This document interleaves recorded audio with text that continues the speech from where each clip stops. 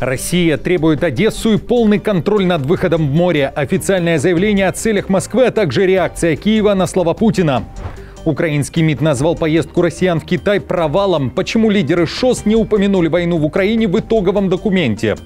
Урсула фон дер Ляйен слишком много говорит. Скандал внутри ЕС. Министр обороны Германии дал несколько советов президенту Еврокомиссии. Взаимная слежка между ЕС и РФ, под пристальным вниманием корабли НАТО, а также поезда, которые направляются в Калининград. Эксперимент стартовал у российских спецслужб. На прицеле теперь граждане стран Центральной Азии, Украины и не только. Как смартфон приезжих в Москву станет их электронным браслетом с геолокацией. Детали новых правил для мигрантов. В России заговорили о запрете приложений для знакомств, где гражданам страны советуют искать свою вторую половинку, а не жриц любви или альфонсов. Досмотрите. Всем привет, это «Время Прядку». Коротко, четко и по делу о том, о чем говорят в мире. Если вам есть что сказать, делитесь своими мыслями, отвечайте на мои вопросы в комментариях. За лайк и подписку буду благодарен. Время начать. Во Львове прощаются с экс-спикером Верховной Рады Парубием, который на днях был расстрелян средь бела дня. Среди тех, кто приехал проститься с ним, мэр Киева Кличко. Параллельно с новостями о прощании СМИ сообщали новые детали о задержанном и ныне подозреваемом в убийстве Парубия. Издание «Высокий замок» вышло с заголовком «Убийство Парубия за тело сына». Авторы материала пишут, что стрелявший был связан с Россией и пошел на сделку ради собственных интересов. Как узнал «Высокий замок» из компетентных источников. У задержанного год назад пропал без вести сын. Россияне, воспользовавшись трагедией отца, сказали ему, что отдадут тело сына за убийство любого известного украинского политика. Задержанный – львовянин. Он выбрал Парубия, потому что знал, где тот живет. Кроме того, утверждалось, что подозреваемый активно сотрудничает со следствием, при этом утверждают, что одежды, в которой совершал выстрелы, а также телефона и пистолета, при нем уже нет. Одно сжег, другое выбросил в водоем. Убийство собирался совершить еще 23 августа, в день государственного флага Украины, но не смог, поэтому произошла задержка на целую неделю. При этом подконтрольные Кремлю медиа, в частности ТАСС, отвергают версию о российском следе. В материале говорится, что для Москвы Парубий, далее цитата, был бы интересен не как покойник, а как потенциальный обвиняемый на процессе по делу украинских нацистов. Конец цитаты. Двойная слежка. Россияне следят за немцами, а немцы за россиянами. Представители Бундесвера заявляют, что военные Москвы внимательно изучают события, происходящие в Балтийском море. Там, в частности, в эти дни проходят масштабные военно-морские маневры под руководством Германии. Участники, включая новых членов НАТО, Швецию и Финляндию, отрабатывают, как заявляется, защиту региона. Представители немецкого флота также заявляют, что российские силы внимательно наблюдают за ходом операций. В Берлине это называют полезным. Мол, Москва должна видеть возможности НАТО и понимать, с кем имеет дело. Главная цель учений – интегрировать северных союзников и показать, что Балтика становится внутренним морем НАТО. Немцы также заявили, что подготовили экипаж и корабли к тому, что во время учений могут столкнуться либо с российскими вооруженными силами, либо с судами так называемого теневого флота. Русские наблюдают. И это тоже их цель. Они тоже хотят получить информацию, и они не будут заинтересованы в срыве наших операций. Они будут наблюдать. И это хорошо, что они наблюдают, чтобы они могли узнать о наших возможностях и увидеть, насколько мы на самом деле находчивы. ЕС же признает, следит за россиянами. Брюссель уточнил, что постоянно выделяет средства на укрепление восточного фланга НАТО, и среди прочего Альянс интересует контроль поездов, которые направляются из России в Калининград через территорию Европейского Союза. На это тратят сотни миллионов евро. Вот что заявила Урсула фон дер Ляйен. Мы уже достигли многого, чтобы помочь Литве справляться с постоянным давлением в рамках текущего бюджета. У Литвы есть программа ЕС на 357 миллионов евро, предназначенная для управления границами и визовой политики. Мы согласовали ее в 2021 году и с тех пор регулярно добавляем средства, например, для усиления возможности наблюдения, отслеживания поездов. Я как раз видела один из поездов, проходящих через Литву между материковой Россией и Калининградом. Также финансировалась покупка вертолета. Это очень конкретные примеры. Несмотря на все эти заявления, генинспектор немецкого Бундесвера Карстен Бройер накануне заявил, что никаких угроз со стороны сил Минска и Москвы не видит и не ожидает никакого нападения России на территорию НАТО во время учений «Запад-2025» на территории Беларуси. Напомню, что учения «Запад» были перенесены вглубь страны, как заявлял Лукашенко, чтобы не дать повода упрекать РФ и РБ в том, что они собираются нападать на страны Восточного Евросоюза. Китай подтвердил, Пекин и союзники не готовы играть по правилам Запада. Си Цзиньпин на саммите ШОС призвал укреплять экономическую интеграцию и строить многополярный мир в противовес США и политике Дональда Трампа. Несмотря на противоречия между членами организации, их объединяет недовольство американским влиянием и санкциями Запада. Западная пресса при этом пишет, что Путин использовал площадку для оправдания войны в Украине, а Си для демонстрации союза с Индией. Лавров при этом заявил, что страны Запада пытаются подавить конкурентов, которые уже на голову выше самого Запада. Формируется многополярный мир. Этому пытаются помешать западные страны, пытаются сохранить свое доминирование, прибегая уже не к переговорам, не к методам честной конкуренции, а к прямому шантажу, давлению, санкциям. Представители российской делегации признаются, тема Украины все-таки обсуждалась, но чаще в кулуарах. О чем именно говорили лидеры стран, не уточняют. На саммите, насколько я помню, только наш президент затронул эту тему именно на саммите ШОС. А так я не слышал больше других выступлений. А в кулуарах это, естественно, обсуждалось. Я и вчера говорил насчет того, что наш президент обсуждал, по крайней мере, договоренности и достигнутые в Анкоридже с президентом Трампом. Сам же Путин сделал заявление на саммите касательно Украины. Он дал понять, что Турция и Стамбул еще пригодятся как Киеву, так и Москве для проведения переговоров. А еще уверяет, что Россия ни на кого не нападала. В Украине уже отреагировали на это заявление. Напомню в этой связи, что этот кризис возник не в результате нападения России на Украину, а в результате государственного переворота на Украине, который был поддержан и спровоцирован Западом.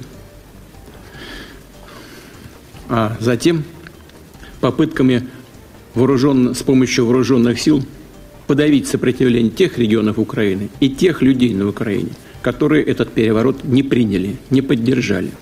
В офисе президента Украины заявили, что Путин войну заканчивать не собирается, а все его обещания – это иллюзия. Советник главы офиса президента Подоляк прокомментировал и слова Путина о госперевороте. Проблема в том, что он люто ненавидит Украину. Он считает, что здесь причина войны – это государственный, мифический государственный переворот. И, соответственно, пока он не возьмет под контроль Украину, он войну прекращать не будет. То есть, поэтому все вот эти иллюзии, что Путин готов уже остановить войну, они напрасны, перехожу к главному, без того, о чем говорит всегда президент Украины Зеленский. Он говорит о том, что без принуждения Россия войну останавливать не будет точно. А что такое принуждение? Мы уже и у вас в эфире разбирали это.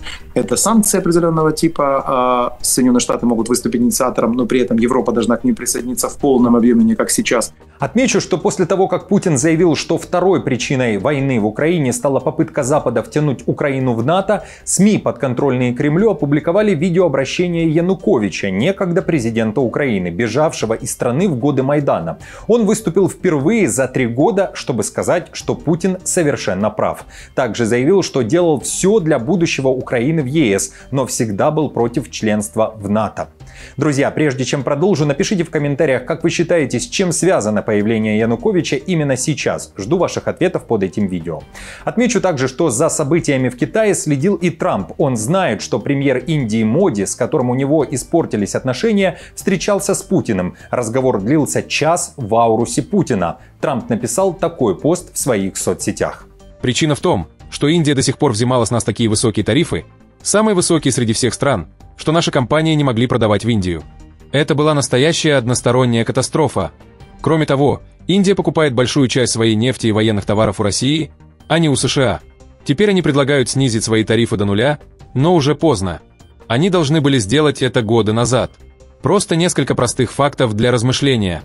За ШОС внимательно следил и Киев. В украинском МИД назвали поездку Путина в Китай провалом. Украину удивил тот факт, что о войне нет и слова в итоговом документе этого саммита. Отсутствие упоминания российской войны против Украины в декларации саммита ШОС свидетельствует о провале дипломатических усилий Москвы. Кремль потерпел очередное поражение в попытках представить мир разделенным в оценках российской агрессии против Украины, навязать представление о том, что государства за пределами Европы и Северной Америки имеют благосклонный к России взгляд на причины, последствия и пути завершения ее войны против Украины. Напомню, что события в Китае на этом не заканчиваются. Уже 3 сентября там пройдет масштабный военный парад. Туда отправляется и премьер Словакии Фица, который заявил, что встретится с Путиным, а после и с Зеленским. Поэтому я хочу подтвердить, что во время моего визита в Пекин я проведу двусторонние встречи с президентом Китая Си Цзиньпином, президентом России Владимиром Путиным и другими присутствующими государственными деятелями. По возвращении из Пекина в четверг вечером я отправлюсь в Восточную Словакию, чтобы в пятницу провести двустороннюю встречу с президентом Украины Владимиром Зеленским. Под флагом России оказался еще один украинский населенный пункт. Мониторинговый канал Deep State сообщает, что ВС РФ теперь в Камышевахе. Это Донецкая область, но на границе с Днепропетровской. Аналитики отмечают продвижение армии РФ и показывают, как изменилась ситуация в Донецкой области буквально за последние 10 дней. В то же время Генштаб ВСУ заявляет, россияне были выбиты из другого населенного пункта Донецкой области. Речь о Новоэкономическом. И сегодня мы, бойцы отдельного штурмового полка «Скала», установили этот флаг Украины в городе Новоэкономическое. Слава Украине! Героям слава! Судя по заявлениям российского Минобороны, этот населенный пункт был под контролем РФ с 24 июля этого года и до последних дней августа, о чем заявили уже представители ВСУ. В то же время из Москвы прозвучало официальное заявление: останавливаться на достигнутом никто не собирается. России нужна Одесса. Таким был ответ из Госдумы на вопросы о том, почему на днях начальник российского генштаба Герасимов выступал на фоне карты, на которой юг Украины, в том числе Николаевская и Одесская области, были обозначены как часть России, а границы были проведены по Винницкой и Кировоградской областям. Мы должны освободить полностью те субъекты Российской Федерации, которые по Конституции вошли в состав России, и создать зону безопасности, в том числе для нашего флота на Черном море. Это в том числе Сумская, Харьковская, Днепропетровская, Николаевская и Одесская области. То есть, это территория, которая соответствует целям нашей специальной военной операции, которая сейчас проводится. Эти цели должны быть, безусловно, выполнены.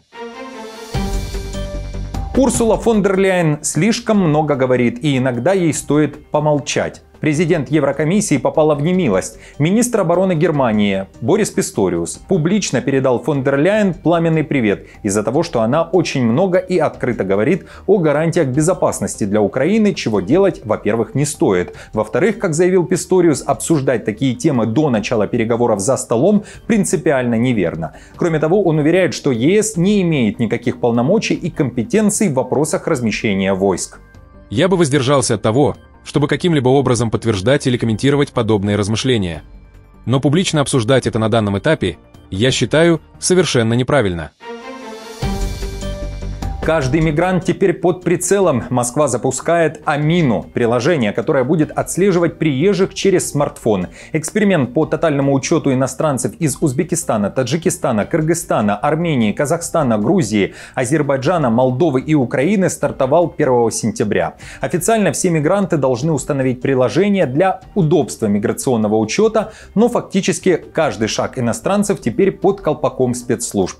Приложение не только фиксирует адрес проживания, но и в режиме реального времени отслеживает передвижение. Если сигнал пропадает на 3 дня, мигранта снимают с учета, а его данные могут внести в реестр контролируемых лиц МВД. Авторизация в Амине возможна только через карту иностранного гражданина. Москва превращает смартфон каждого трудового мигранта в электронный браслет с возможностью следить за его геолокацией. Мобильное приложение будет передавать в МВД России сведения о геолокации. Если оно зафиксирует, что в течение нескольких дней они не передаются, иностранному гражданину поступит уведомление о необходимости подтвердить адрес местонахождения или проинформировать МВД о его изменении. Посещать для этого органы внутренних дел, либо ММЦ не требуется, уточняют в центре. Никакого знакомства в интернете. Вернутся ли встречи в библиотеке? В России предложили прикрыть сайты знакомств. Глава федерального проекта по борьбе с коррупцией Виталий Бородин заявил, что сервисы для знакомств нужно запретить, сравнив их с развратом и фабрикой мошенничества. Кроме того, намекнув, что в таком знакомстве нет ничего, что указывало бы на традиционные ценности. Бородин был возмущен, что парни не умеют ухаживать за девушками. Такие платформы развращают молодежь. У нас юноши сейчас все разучились ухаживать за девушкой. Я недавно спросил молодого человека 30 лет, есть ли у него девушка. А он ответил: «Зачем она мне? За ней надо ухаживать, дарить ей цветы, водить в кафе и ресторан, в театр, в кино. А так, я захожу на сайт для знакомств, даю 5000 рублей, и ко мне приезжает любая девушка». Какая же здесь культура? Какие традиционные ценности? В то же время в Госдуме, в частности, депутат Милонов, которого называют моралистом, не согласился с коллегой. Он предложил оставить один официальный сервис под контролем госуслуг с полной верификацией пользователей, чтобы на этом сервисе можно было найти вторую половинку, а не жриц любви или же альфонсов, говорит Милонов. А что вы думаете? Такие сервисы для знакомства в 21 веке нужны или не нужны? Напишите, почему вы за или против в комментариях под этим видео. Интересен ваш взгляд. Друзья, на этом все. Спасибо вам за просмотр. До встречи уже завтра. Не забудьте подписаться на канал и поставить лайк этому видео. А я напомню, новости за неделю собраны в плейлист. Переходите и смотрите.